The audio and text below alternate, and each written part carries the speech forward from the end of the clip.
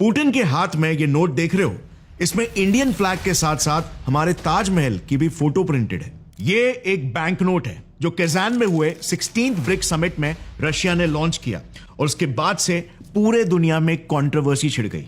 US का मानना है कि इंडिया बाकी के ब्रिक्स नेशंस के साथ मिलकर डॉलर को as a global currency replace करने की प्लानिंग कर रहा है, यूएस डॉलर को रिजेक्ट कर रहा है। शिखर सम्मेलन में पुतिन ने एक प्रतीकात्मक ब्रिक्स बैंक नोट दिखाया। बैंक नोट के सामने वाले हिस्से पर ब्रिक्स के संस्थापक देश के झंडे देखे जा सकते हैं। Russia, India, China, Brazil getting together and sharing currency. That's not going to happen. He asked BRICS nations to ditch the Western banking order. BRICS countries have accelerated the development of an independent international payment system to adopt an alternative to the dollar for international payments. Can the BRICS countries challenge the dominance of the U.S. dollar? Any BRICS state that even mentions the destruction of the dollar will be charged a 150% tariff. और अब तक potentially 14 ऐसे देश हैं जो US की इसी monopoly को तोड़ने के लिए डॉलर के बदले इस ब्रिक्स करेंसी को इस्तेमाल करने के लिए तैयार भी हो चुके हैं। तो जाहिर सी बात है, इस चीज से यूएस बिल्कुल भी खुश नहीं है, स्पेशली इंडिया को लेकर, क्योंकि इसके सिर्फ 6 महीने पहले ही स्पेसिफिकली इंडिया ने एक ऐसी चीज भी जमा करनी शुरू कर दी थी जो यूएस के नजरों में एक संगीन अपराध है। जून 2024 यूएस की prominent think tank the Atlantic council ने इंडिया को एक्सपोज करते हुए एक रिपोर्ट पब्लिश की। Reserve bank of India RBI 2017 के बाद से अचानक से ढेर सारा सोना जमा कर रही है और 2024 में तो इंडिया दुनिया का सेकेंड लार्जेस्ट गोल्ड बायर था। बेसिकली 2023 के बाद 2024 में सिर्फ एक साल के समय में आरबीआई का गोल्ड परचेस 4 गुना बढ़ गया था। Now this is pretty huge. May be हम जैसे सिविलियंस के लिए ये सुनने में नॉर्मल सी बात लगे, बट यूएस के नजरों में ये एक ऐसा संगीन अपराध है जिसकी सजा हमसे पहले लिबिया भुगत चुका है।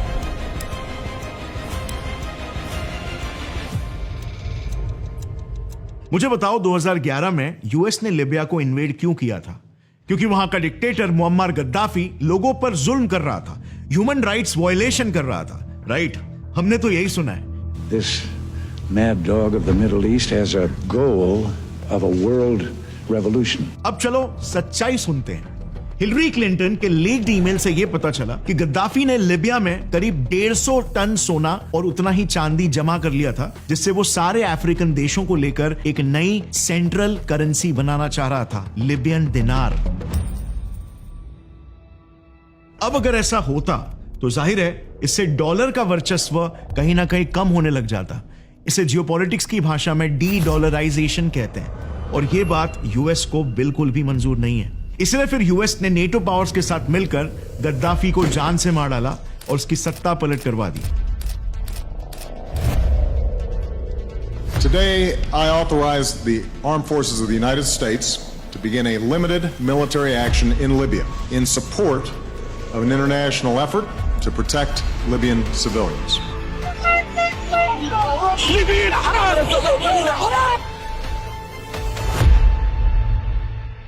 पर इस पावर पॉलिटिक्स में लिबियन जनता रास्ते पर आ गई।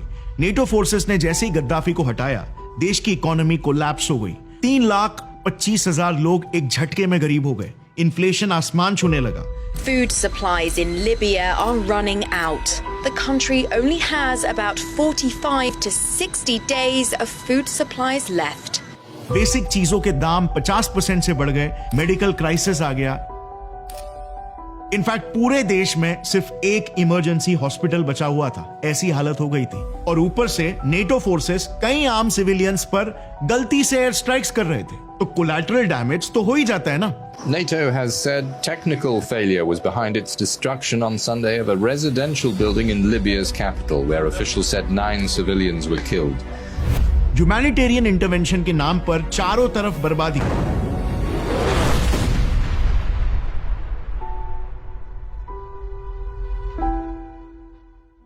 सेम हुआ इराक में भी। दुनिया के सामने तो यूएस ने बता दिया कि हमने इराक पर इसीलिए हमला किया क्योंकि हमें शक था कि सद्दाम हुसैन ने अपने देश में वेपन्स ऑफ मैस डिस्ट्रक्शन छुपा कर रखा हुआ है। For more than a decade, the United States and other nations have pursued patient and honorable efforts to disarm the Iraqi regime without war. That regime pledged to reveal and destroy all its weapons of mass destruction. मतलब वही human rights violation का classic reason दिया। We will tear down the apparatus of terror, and we will help you to build a new Iraq. लेकिन यहां पर भी सच्चाई कुछ और थी। पेट्रो डॉलर वॉरफेयर करके एक बुक है, बहुत ही इंटरेस्टिंग बुक है। उसमें क्लियरली ये लिखा हुआ है कि इस इन्वेजन से बस 3 महीने पहले ही सद्दाम हुसैन ने यह फैसला लिया था कि अब वो डॉलर को बंद करके यूरोज में तेल बेचना शुरू कर देंगे। अब बिलीव नहीं करोगे, इसके सिर्फ 3 महीने बाद यूएस ने इराक को इन्वेड कर दिया। United States and our allies have prevailed. NATO forces ने ऐसे हमले किए कि कुछ ही दिनों में पूरे देश की काया पलट हो गई। 40 लाख बच्चे यूएस इन्वेजन की वजह से अनाथ हो गए। ऑयल रिच इराक का नाम दुनिया के सबसे गरीब देशों में शामिल हो गया और आज तक वहां पर कोई स्टेबल गवर्नमेंट नहीं आ पाई है। तभी तो इराक आईएसआईएस जैसे टेररिस्ट ऑर्गेनाइजेशंस का गढ़ बना हुआ है।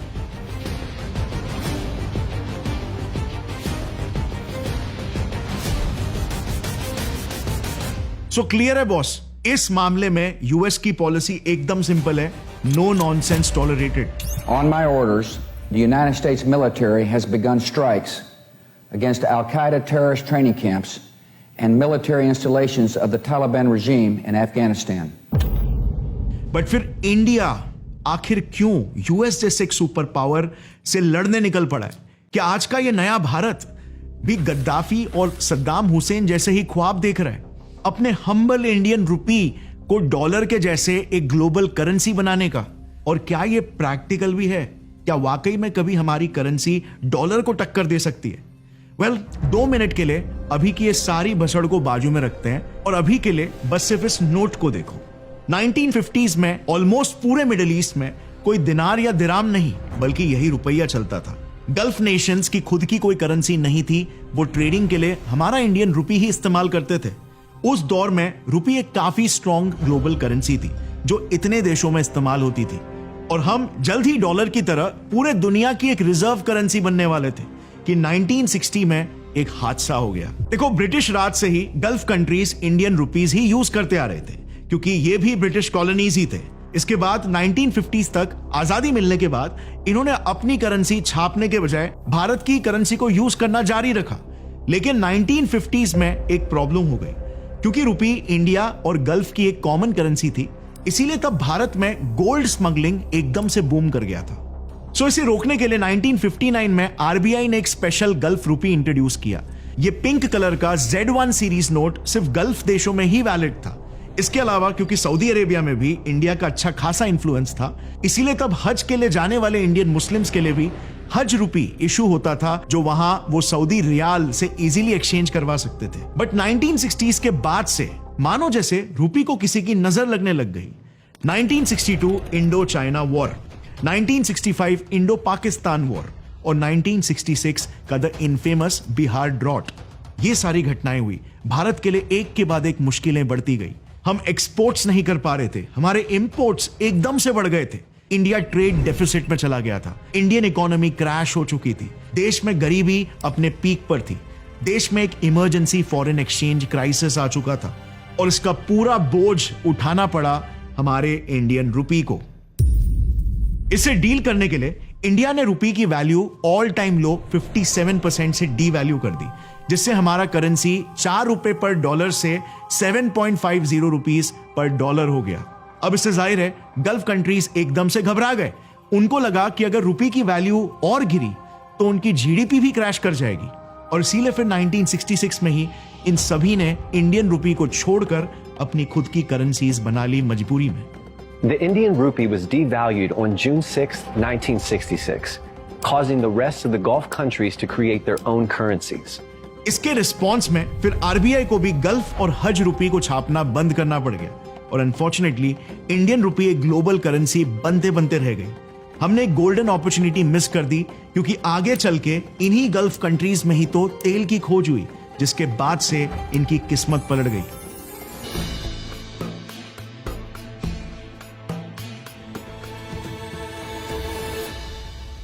अब सोचो अगर इंडियन रुपी इनकी करेंसी तभी भी होती तो रुपए की वैल्यू आज कितनी ज्यादा होती।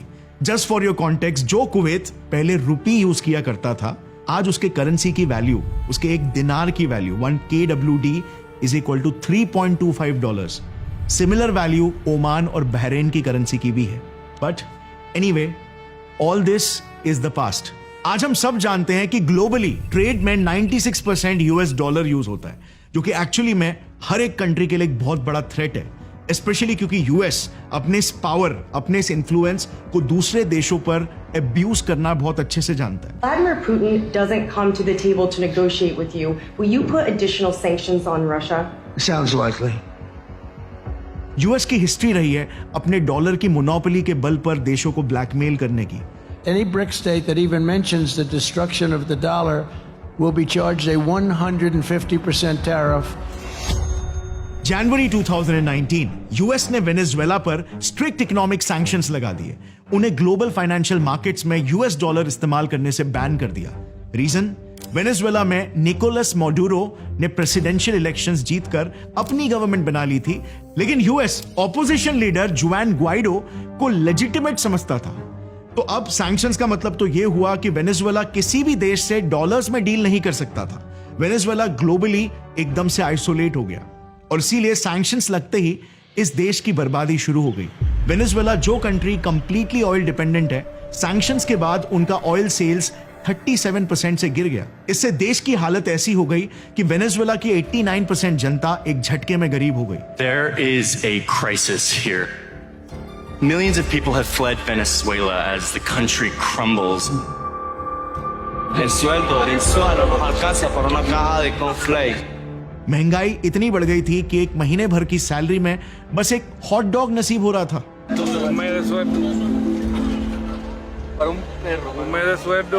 जनता दुकानें लूटने पर आ गई थी और औरतें बाल बेचकर पैसे कमा रही थी। वेनेजुएला की करेंसी बोलीवार की कीमत तो रद्दी से भी कम हो चुकी थी। रास्तों पर लोग नोटों के बैग्स बनाकर बेचने लग गए थे। What did you make this out of? ¿De qué lo hiciste? From bills, from money. सोचो, सिर्फ एक सैंक्शन की वजह से 20 लाख वेनेजुएलन्स मजबूर हो गए थे अपने देश छोड़कर दूसरे देशों में बसने के लिए, और यही यूएस की फितरत है। 2019 में सीरिया पर भी सैंक्शंस लगाने के बाद उनकी करेंसी सीरियन पाउंड की भी कीमत 3000 रुपए पर डॉलर हो गई। यानी वही वेनेजुएला की तरह यहां पर भी लोग अपने करेंसी की सिगरेट और टिश्यू बॉक्स बनाकर उसे यूज कर रहे थे। 2022 रशिया यूक्रेन वॉर के समय पर यूएस ने रशिया सेंट्रल बैंक रिजर्व से $300 बिलियन फ्रीज कर दिए थे। इनफैक्ट यूएस ने तो सभी ओपेक नेशन से पेट्रो डॉलर एग्रीमेंट भी साइन कर रखा है, जिसमें यूएस उन्हें सिक्योरिटी प्रोवाइड कर रहा है, लेकिन उसके बदले में ये सभी देशों को मजबूरन अपना ऑयल सिर्फ और सिर्फ यूएस डॉलर्स में ही बेचना है। यूएस की डॉलर हेजेमनी काफी स्ट्रांग है और इसीलिए आज यूएस टेक्निकली किसी भी देश को एक पपेट की तरह मैनिपुलेट कर सकता है, सिर्फ उस पर इकोनॉमिक सैंक्शंस लगाकर। Economic sanctions against Venezuela. It's also threatening neighboring Iraq with economic sanctions. U.S. sanctions on Tehran. U.S. slapping new sanctions against members of the Russian elite today. The U.S. will increase sanctions on Iran. पर अब इस banknote को देखकर ऐसा लग रहा है कि यूएस की इस दादागिरी का जवाब देने के लिए एक इंटरनेशनल ऑर्गेनाइजेशन ब्रिक्स खड़ी हो चुकी है।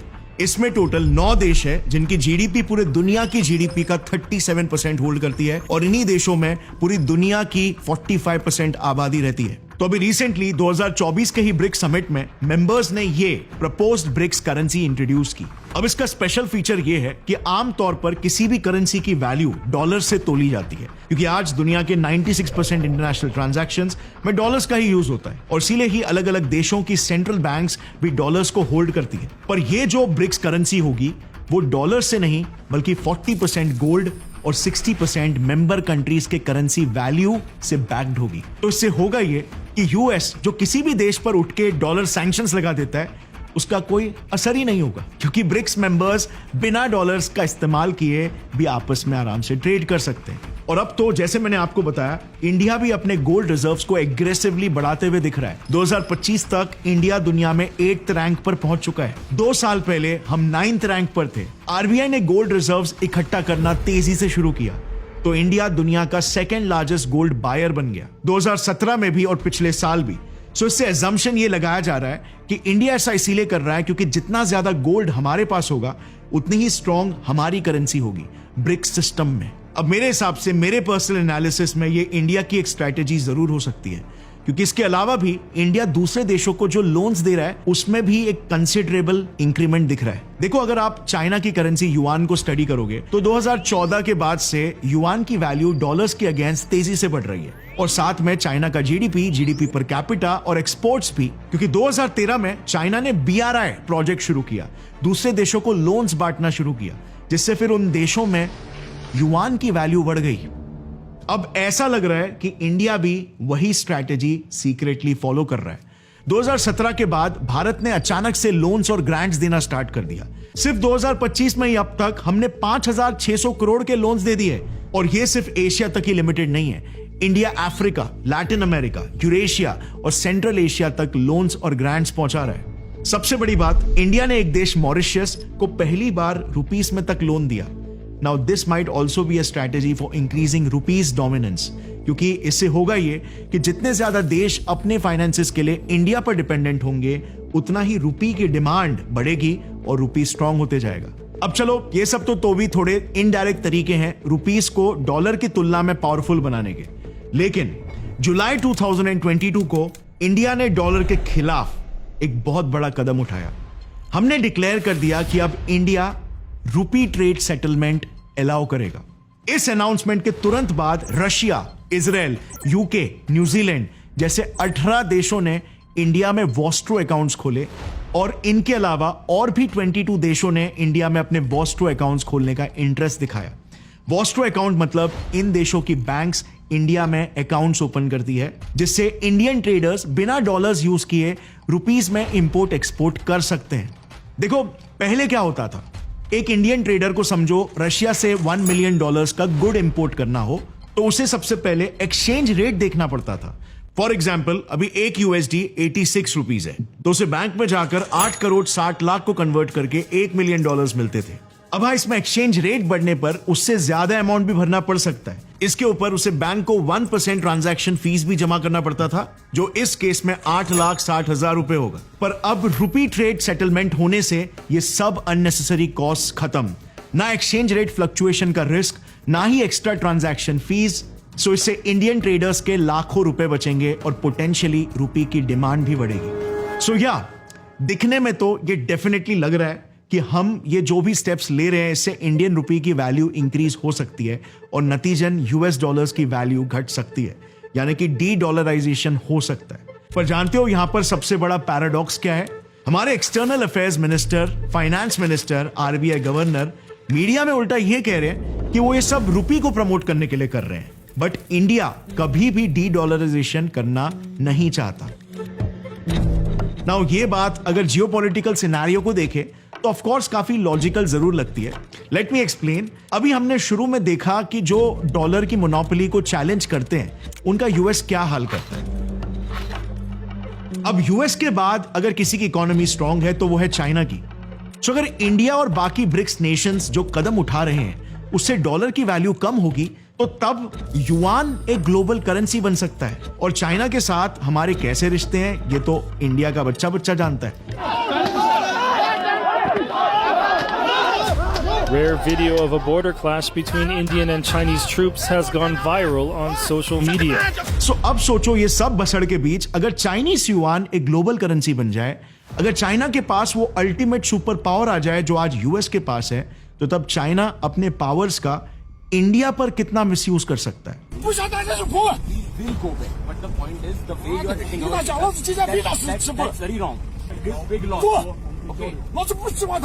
और इसीलिए मुझे पर्सनली ऐसा नहीं लगता कि इंडिया का हार्डकोर फोकस डी-डॉलराइजेशन की तरफ होगा, एटलीस्ट जब तक रुपीस की value as a global currency strong और स्टेबल नहीं हो जाती। और इसीलिए स्ट्रेटेजिकली अगर देखा जाए तो इंडिया का फोकस सिर्फ एक करेंसी को रिप्लेस करना नहीं बल्कि अपनी ग्लोबल पोजिशनिंग को स्ट्रेंथन करना है। इनफैक्ट अगर हम हमारे फॉरेन मिनिस्टर एस जयशंकर जी की बुक द इंडिया वे का फर्स्ट चैप्टर भी देखेंगे तो उन्होंने क्लियरली लिखा हुआ है कि इंडिया का लॉन्ग टर्म प्लान है to engage America, manage China, cultivate Europe, reassure Russia and bring Japan into play. मतलब सीधा सा फंडा है, इंडिया एक मल्टीपोलर वर्ल्ड का विजन रख रहा है। जिसमें सबके साथ मिलकर हमें खुद को भी एक ग्लोबल सुपर पावर बनाना है। भारत का मकसद सिर्फ एक करेंसी को रिप्लेस करना नहीं है, बल्कि एक नया इकोनॉमिक बैलेंस क्रिएट करना है।